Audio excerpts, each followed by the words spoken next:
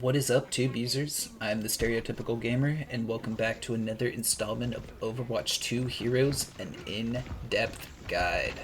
Today, we are taking a look at a hero who I personally am the worst with, but I still have a lot of fun playing her, and that is Tracer. Let's get right into things and talk about her primary fire. Tracer's primary fire is pulse pistols. These are dual-wield automatic weapons that deal 6 to 1.8 damage per pellet depending on the range.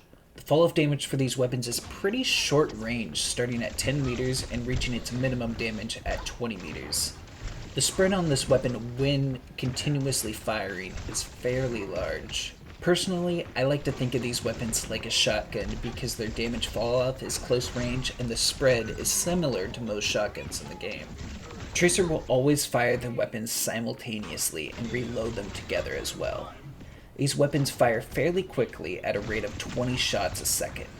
One thing to note about this primary fire is there's a slight recovery time of about a quarter of a second when pausing continuous fire with these weapons. Now, let's dash along and talk about Tracer's first ability. Tracer's first ability is Blink. This ability has 3 charges and allows Tracer to instantly move 7.5 meters in any direction. This ability also has a pretty short cooldown at 3 seconds per charge. If all charges of Blink are used, it will take 9 seconds to fully recharge all charges of this ability. A couple of important things to note about this ability is it can be activated by using the ability button 1 or the secondary fire button. Because Tracer instantly teleports the location when she uses Blink, she won't activate traps if she blinks over them. Now, let's move on and talk about Tracer's next ability. Tracer's second ability is Recall. This is a very strong ability that allows Tracer to rewind her own timeline. When this ability is activated, Tracer rewinds herself back to the position she was in 3 seconds ago. During that time, she will regain health up to the highest amount she had in those past 3 seconds. This ability also causes Tracer to phase out of the game and cleanses herself of most negative status effects and makes her immune to damage for its duration of 1.25 seconds. This ability also reloads Tracer's pulse pistols. One more interesting thing to note about this ability is if the recall point for this ability is on a platform or the payload, Tracer won't be teleported into the air where the platform was, but instead be teleported to where the platform is now. Finally, let's talk about Tracer's ultimate ability. Tracer's ultimate ability is Pulse Bomb. This is a arcing projectile that will stick to enemies and deal 5 damage upon sticking and 350 damage in an area around the bomb's explosion. The radius for the explosion is 4 meters. When Tracer tosses this ultimate, she does it underhanded, so it doesn't go very far. The maximum range you can stick someone is about 9 meters, and even that is pretty tough to do on a moving target. Once a target is stuck or the bomb hits the ground, it detonates after 1 second. Because the ultimate is a projectile, it can be destroyed by things like D.Va's Defense Matrix or Sigma's Grasp. It can also be deflected by Genji's Deflect. While this ultimate can be tricky to land consistently, it is the fastest charging ultimate in the game, allowing Tracer to use a good amount of ultimates in a single match, especially if she's playing well. Now that we've talked about all of Tracer's abilities, let's move on and talk about heroes that counter and are countered by Tracer. Tracer is an excellent dive hero. Her quick movements combined with the smallest hitbox of any hero in the game make her a tough hero to take down. A tank hero Tracer plays well against is Wrecking Ball. Wrecking Ball's playstyle usually consists of him slamming into the enemy team, poking out some damage, and then fleeing back to a health pack for recovery. He can usually do this fairly easily because of his speed. Tracer is one of the few heroes, however, that can keep up with Wrecking Ball and continuously be a nuisance to him. That, plus a nimble Tracer, can be rough for Wrecking Ball to try and take down himself.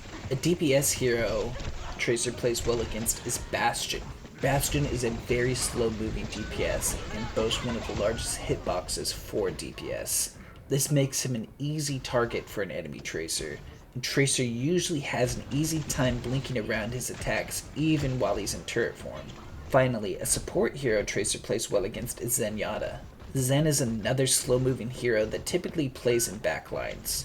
Tracer can easily blink to those backlines and burst down Zenyatta fairly easily. Now that we've gone over heroes that Tracer counters, let's switch things up and talk about heroes that counter Tracer. While Tracer may be one of the most nimble heroes and the toughest to hit in the game, if you can hit her, she can be pretty easy to take down because of her low health pool. A tank hero that plays well against Tracer is Winston. While Tracer may be fast, she doesn't have a way to get to high ground easily. Winston can easily take those high grounds from her and poke damage with his hit scan secondary fire and burn her up close with his primary fire. A DPS hero who plays well against Tracer is Cassidy. Tracer's nimbleness comes a lot from her blink ability, and a lot of her survivability comes from her recall ability. Cassidy can cancel both of these abilities by hindering her with his magnetic grenade. Plus, if Tracer uses her ultimate on Cassidy, he can just roll to mitigate the killing damage the bomb would have done to him. Finally, a support hero that plays well against Tracer is Moira. Because Moira's secondary fire and damaging orb are both targeted abilities that don't require much aim, it makes it much easier for Moira to damage down an enemy Tracer. Plus, Moira's nimbleness with Fade can help her avoid any high burst damage Tracer may be able to put out. Now that we've talked about all the counters, let's go over some tips and tricks for Tracer. One of the most important things to know and to understand about Tracer's kit that will just really help your gameplay with her overall is to understand the distance of blink. Because it's kind of hard to gauge just 7.5 meters on any given map. Just once you get a feel for that, blink becomes a lot more smooth. I noticed a lot when I started out playing Tracer. I was just blinking into walls because I didn't really understand the distance of blink.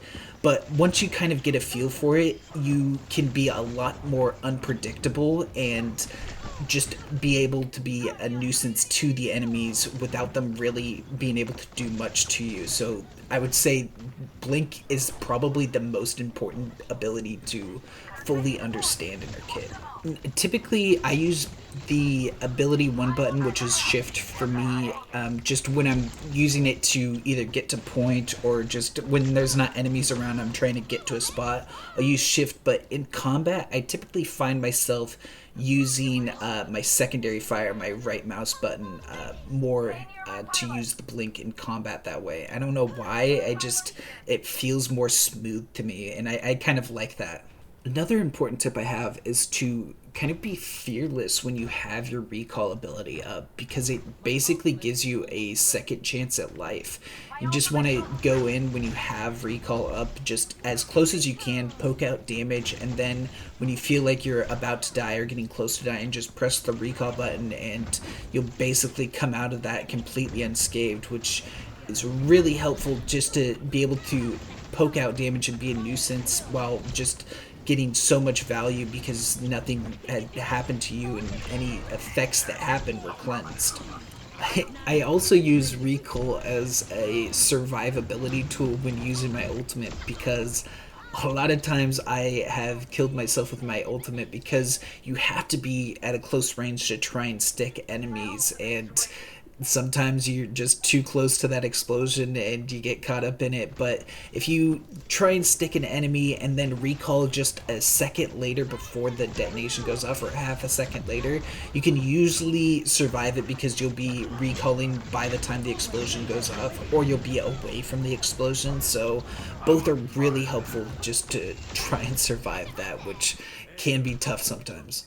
Another important thing you want to do with Tracer to keep up your survivability is to always be moving. That's what kind of makes Tracer hard to hit, because she has a small hitbox, plus she actually moves a little bit faster than most heroes in the game. The normal movement speed of majority of the heroes is 5.5 meters a second, but Tracer and Genji both boast 6 meters a second for their normal movement speed. That combined with her blinks that just make her go incredibly fast makes her super nimble, and so you never want to be standing still because you're basically one shot with majority of like hit scan projectiles.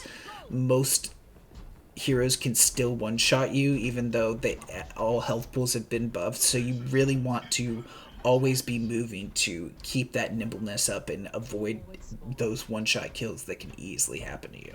Another tip I have for Tracer's ultimate is to not always use it on the squishy targets. Usually you would want to use it on squishies because it's a guaranteed kill if you stick them, but it can also be good to use on a tank that is close to the enemies, especially if they're all piled up and playing together. Sticking the tank is usually the easiest target to stick, and if they're all bundled up, that explosion will definitely deal some good damage to enemies around them. So it can be a good idea. Obviously, you like those guaranteed kills with it, but it also does a good bit of damage if you stick the tank. 350 damage to a tank is nothing to laugh about. It's still fairly good.